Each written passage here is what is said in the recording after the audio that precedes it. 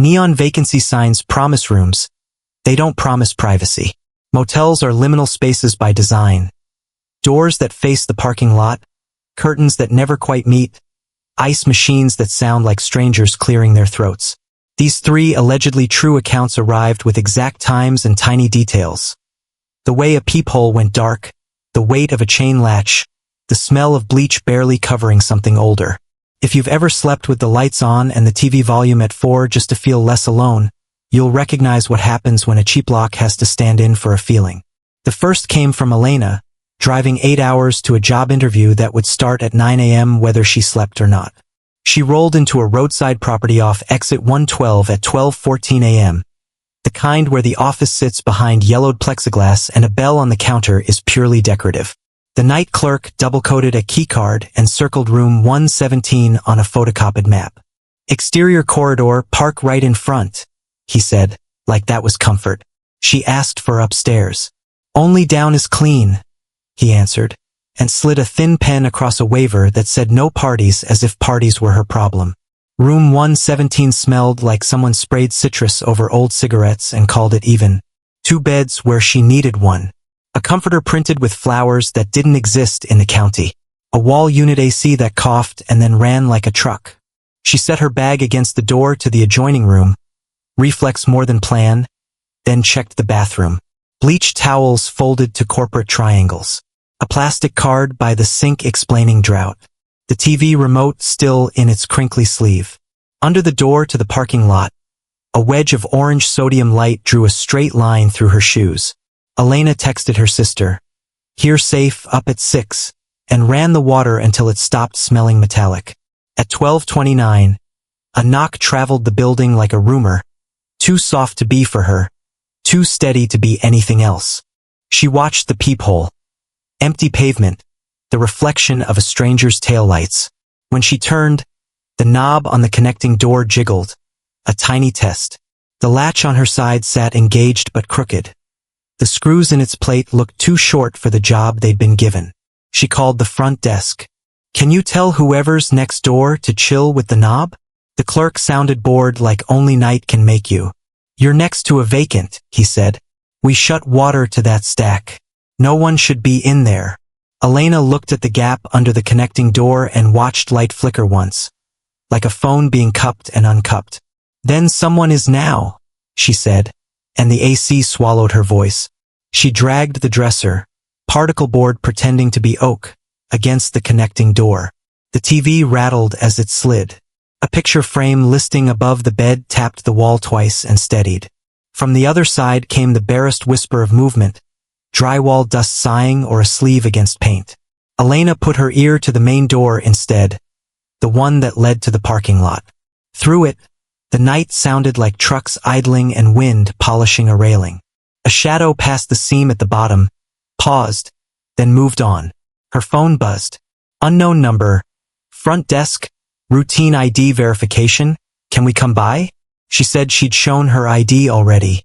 The reply, "Housekeeping audit." Housekeeping audits don't happen at 12:41 a.m. Elena called the office back on the number from her check-in receipt. Same bored voice answered. No, they hadn't texted. No, they weren't sending anyone up. Yes, they'd send security to sweep the floor. She asked how long. "Few," he said, like there were only 2 kinds of minutes, long and few. At 12:47, the peephole went dark, not like a person was there.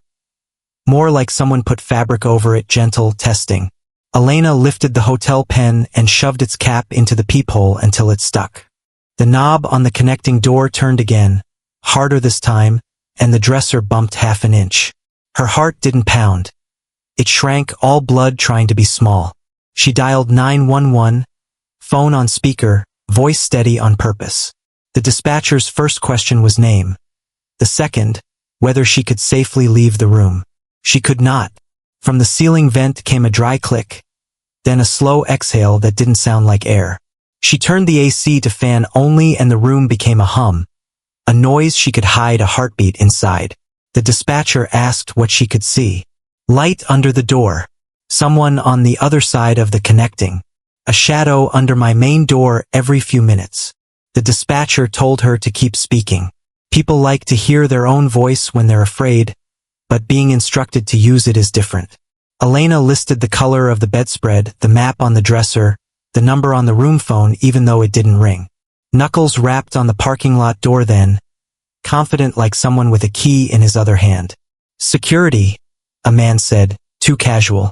"We need to check your lock." Elena stayed where she was and said, "Police are en route." The pause after was hungry. The shadow under the door slid away, and somewhere outside a foot hit a metal stair too hard. 2 sets of blue and red washed the curtain at 12:56. The clerk's master key snicked. 2 deputies and the clerk stepped in. They smelled like winter and coffee. One deputy went immediately to the connecting door. "Vacant, huh?" he said to the clerk, and tilted his head at the lock. The screws on the other side had been backed out enough that the bolt would shear if pushed.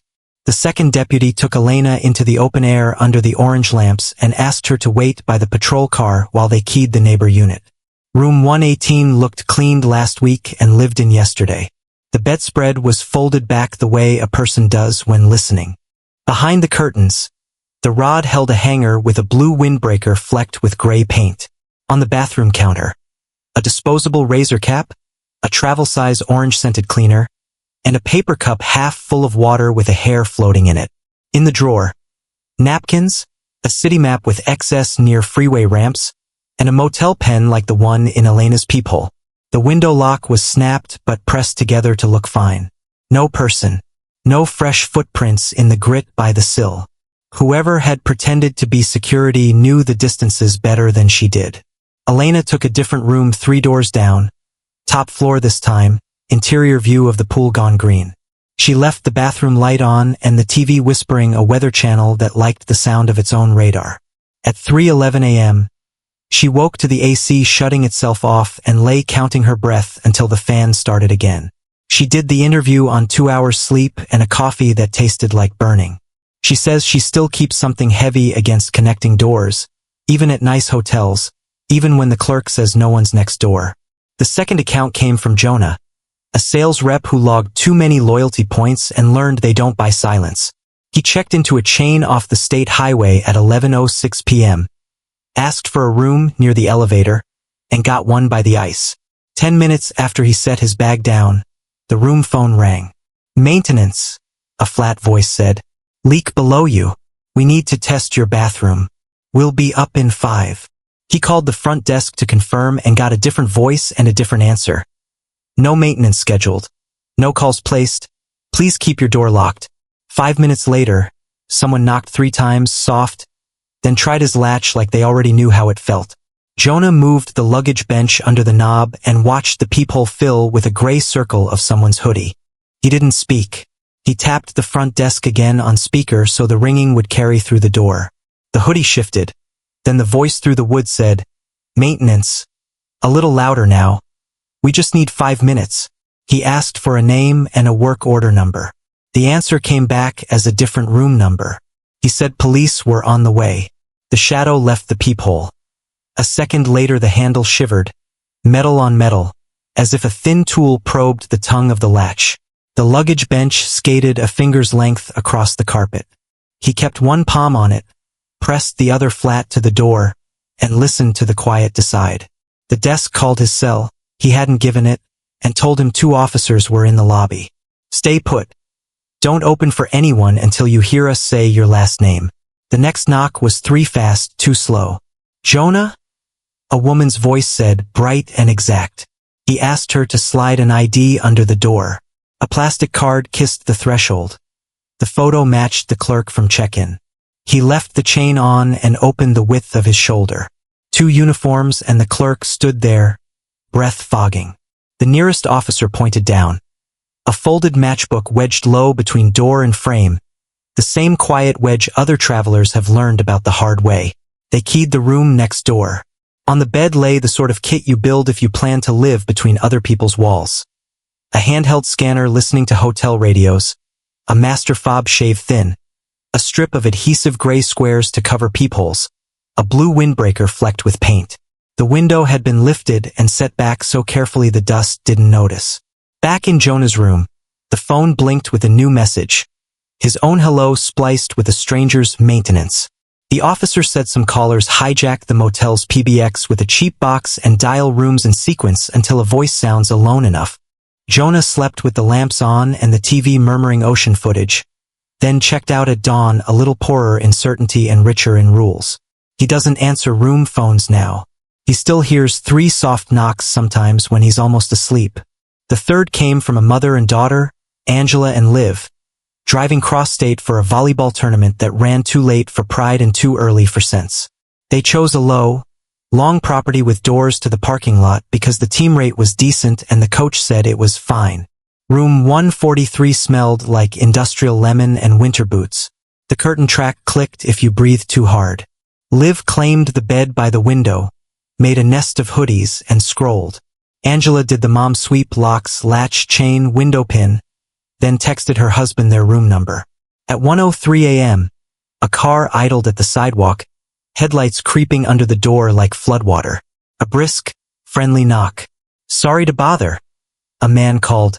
"Front office. We have to move you. Ceilings leaking above you. Keys ready at the desk."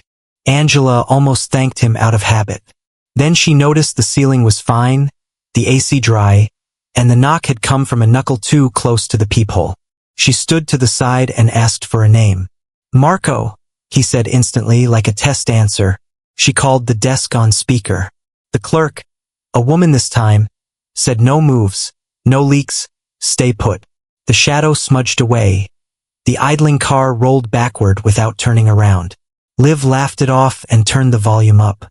Angela lay awake until 1:22, when the curtain breathed without the vent, pulled an inch toward the glass and let go. She sat up. They both watched the panel's edge crease, then smooth.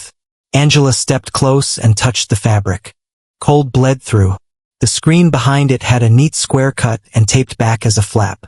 The security pin sat in place, but the outer sash wore a bright rub where a thin tool had kissed the frame.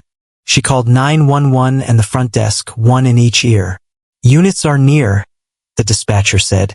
"We've had a couple of calls tonight." The clerk told her to stay away from the window and wait for a knock and a password. Instead of knocking, a radio chirped outside and a low voice walked the sidewalk. "Police!" Red and blue licked the curtains. A crouched officer angled his flashlight away so it wouldn't backlight them and showed, with 2 fingers, how a flat bar pops the outer latch. "They like ground floors by the stairwells," he said. "Easy in, easy out." More engine noise to hide the sound. He and another officer keyed a vacant 2 doors down to watch the lot. In the gravel under Angela's window, their beams found shoe prints that started nowhere, stopped at the cut screen, and turned around. By the ice machine, an abandoned hoodie lay damp and gray, sleeves gritty with paint. In a parked sedan with a dealer tag, officers found motel maps with certain rooms circled and a phone running a scanner app set to housekeeping. The car was empty. The map for this property had a ring around 143 in blue pen. The clerk moved them to a second-floor interior room while officers watched the lot. Angela slept with the bathroom light on and one shoe pointing at the door like a compass. Liv woke at 3:07 convinced she'd heard their car's seatbelt chime. Angela took her hand and listened to the building breathe. In the morning, another parent admitted he'd propped his door for air until a patrol told him not to. "Felt safe because it's a team trip," he said, rubbing his neck. Angela thought she'd feel safer because she wasn't alone. Turns out the feeling you want at a motel isn't company. It's control. Here's what all 3 learned in rooms that weren't theirs. Motels sell access as a feature. The cars outside are as close as your bed. So are intentions. Chain latches by seconds, not certainty. Peepholes go blind too easily. The word maintenance can be a costume anyone wears. If a voice says move rooms now, call the desk on the number from your receipt, not the phone that rang. If you can, park your light against your door. TV murmuring, bathroom glow. When in doubt, ask the person on the other end to tell you your last name. Better yet, meet them at the office with company. The lights you sleep with on aren't to see. They're to let someone outside know you're still awake. Keep your shoes where you can slip into them. Keep your bag by the door. And if the peephole goes dark, Let your answer be a phone call, not a chain latch that never learned to hold more than a thought.